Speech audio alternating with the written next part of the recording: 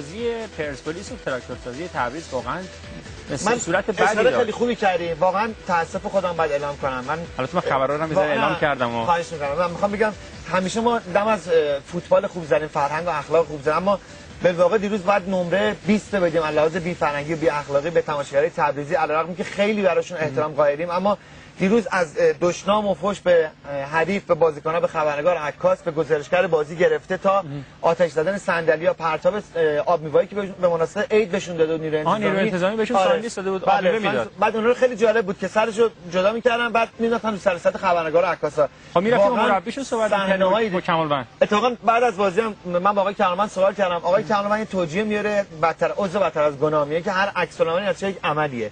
یعنی پرسپولیسیا تماشاگرشون این کارو کردن، ما این کارو کردیم. ما همیشه از فرهنگ فوتبال تبریز فرهنگ تماشاگرشون می‌دیدیم، اما واقعا روزهای جمشیدی هر کی اومد تو تماشاگر تو ورزشگاه پشیمون شد، چون صحنه‌های تماشاگر تبریزی رقم زدن که زیبنده فوتبال تبریز نیست.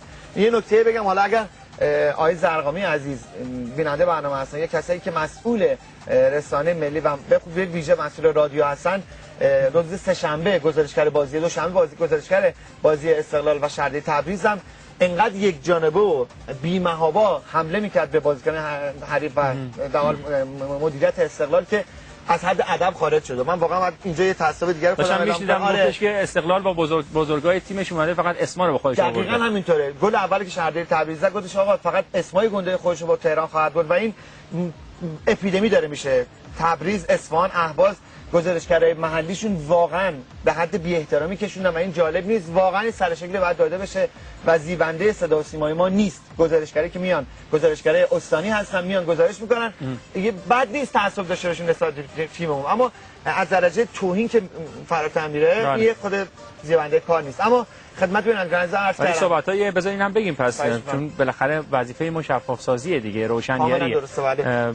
عرض می‌کنم که بازیکنای تراکتورسازی تبریز فقط دفاع از تیمشون نمی‌کردن، شعارهای سیاسی و بدویرا و ناسزایی که ورزشگاه آزادی آلوده ترین روزی بود که من تا حالا شاید من احساس می‌کردم که به تماشاگرای تراکتورسازی تبریز احتمالاً برای تیم‌های ترکیه دارن شعار پخش می‌کنن بود. چندین بارم صدا پخش مستقیم قطع شد. حالا ان شاءالله بخش بعدی گزارش ورزشی امروز حتما راجع به حاشیه لیگ برتر صحبت خواهیم کرد، اما الان فکر کنم که بخش دوم گزارش